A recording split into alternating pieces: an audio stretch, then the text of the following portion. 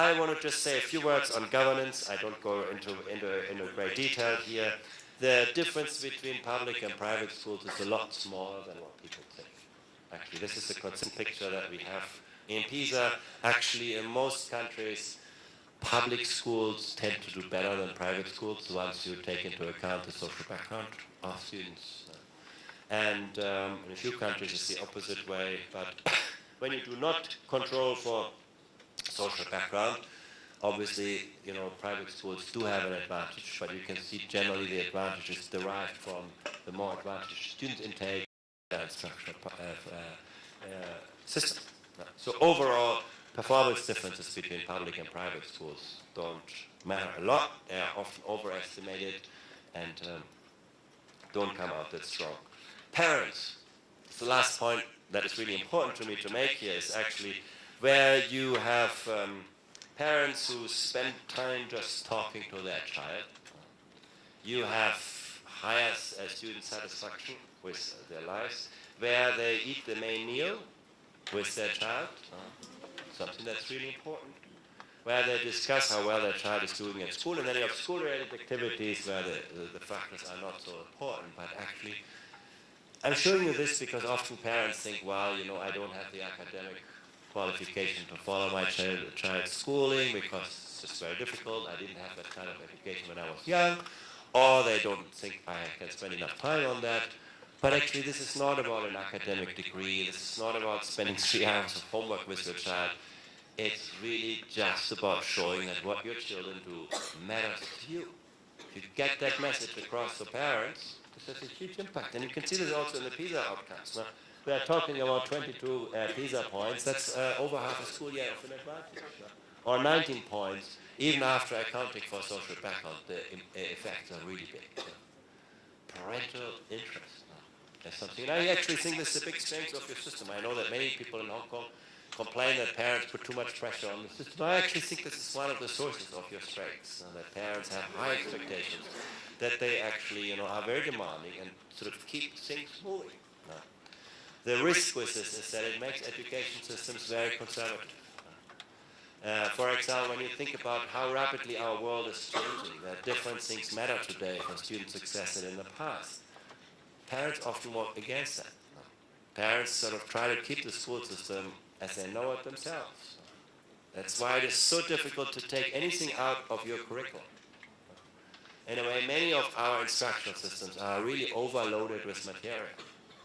We teach students too many things. We have this kind of mile-wide but only inch-deep instructional systems. And why is that?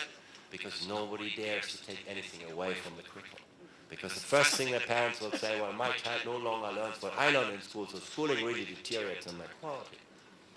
But actually the volume of instruction, the volume of material, doesn't relate to the quality of outcomes. Some of the highest performing education systems do so well because they teach few things at great depth. It's about rigor, high level of cognitive demand. It's about focus, teaching few things at great depth. And it's about coherence in learning systems. We had a very interesting experience when we, in the 2009, in the middle of the financial crisis, everybody said, well, students need to be financially literate, so we should do more financial education. So at that point we said, okay, let's test it in the PISA. So we tested students' financial literacy in the PISA in 2009.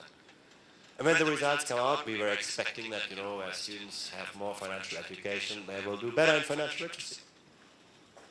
We actually found no relationship between financial education and financial literacy. Who came out on top of the financial literacy test? Shanghai in China. The students had never heard about financial education, but they could understand the fundamentals of it.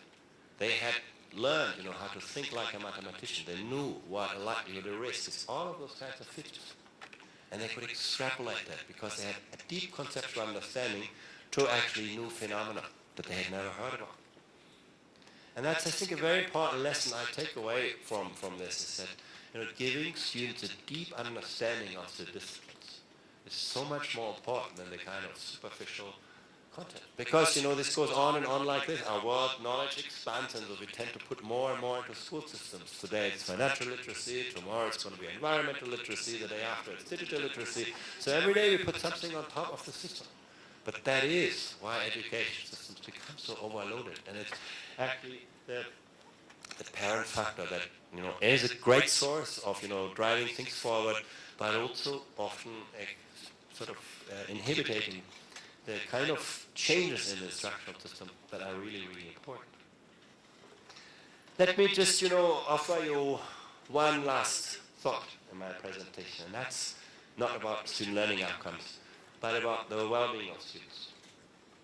We looked at this, and we studied the extent to which students feel that they belong to school. That school is an environment that actually, is a second home, where they make friends, where they have strong social ties. And that's something where Hong Kong does far less well than when it comes to academic learning outcomes. It's an area, I think, which is worth to think about more carefully, because in life, that is a very, very important kind of factor. Life satisfaction. Also there we see countries like China or Korea, but also Hong Kong as a system, not doing so well. Some people say, well, students in Hong Kong may be more modest than students in other countries in expressing their satisfaction with life. Maybe. But still, I think it's one of the features, I think, worth, studying this. Because you see other systems that do well. If you look to the Netherlands, to Finland, to Switzerland, to Estonia, students do well in school, and they're also happy with their lives. So it's not that one should come at the expense of the others. You can actually achieve those things well. And actually, you can see that in this diagram, when you put this together, Finland, the Netherlands, Switzerland, and Estonia are really good examples in combining a high degree of life satisfaction with still good learning outcomes. And we do not know what factors underpin this. One of the things that we see relates to this is student-teacher relationships, those kinds of factors. But it's something, it's just sort of a thought that, it's important to look at this because the satisfaction of 15-year-olds with their lives may be a very important predictor for their behavior when they become older later in their lives. And I'm going to skip that because I think we are running out of time.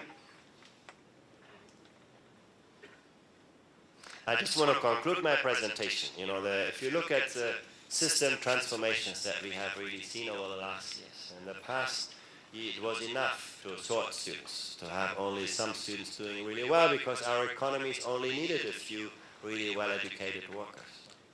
Today, it is important to ensure that every student succeeds. Hong Kong is a great example. Look at your future demography. You cannot afford that you lose a single student out of the system. And I think you are a great example that you can achieve this. The fact that students from all social classes do really, really well is something that is a great asset of the system. But it's something that we should take, for granted today. In the past, we focused more on routine cognitive skills. Today, the kind of things that are easy to teach, easy to test, are also easy to digitize, automate, outsource. The kind of things that actually schools used to be best at are the ones that are disappearing from our labor markets, from our societies. Think about artificial intelligence. All of those kinds of forces will actually hugely change the way in which skills are needed. What is important today is that students master complex ways of thinking. And remember what I said about elaboration strategies. There are areas where Hong Kong can still improve. It's about complex ways of doing things. It's about collective capacity. It's not about, knowledge, it's about the skills that people have, what they can do. And it's often also about the kind of character qualities that matter. Today, what matters most for success is not, what you have learned, but whether you have that kind of compass and the navigation tools to find your own way in this increasingly complex, volatile, and ambiguous world. Those kinds of character qualities, emotional resilience, goal orientation, empathy, and relating well to others, working with people who are different from you, all of those things actually are very, very important. And on that front, I think school systems need to advance a lot more. And as you saw at the very beginning, we have not seen that much change. And that has huge implications on the way we teach and learn. In the past, the focus was on standardization and compliance. We had a very industrial work organization in schooling in many countries. Actually, I think Hong Kong is a nice exception to this pattern. But today, we really need to rely on high-level professional knowledge workers, people with a high degree of professional autonomy, who work in a collaborative culture and who are really, really well prepared for this. And that has implications, again, on the work organizations. Past was Tayloristic, hierarchical. Future schools are more flat, are more kind of collegial and work environments. And that also has that implications on accountability. In the past, accountability was all moving information upwards. The data always flows upwards in the education system. Today's success is really about moving data sideways, understanding how the teacher in your neighboring classroom actually works differently. If you, as a principal, understanding how the principals in the neighboring school really work, and connecting to. And this is difficult to do. I accept that it's difficult to do in a system like in Hong Kong.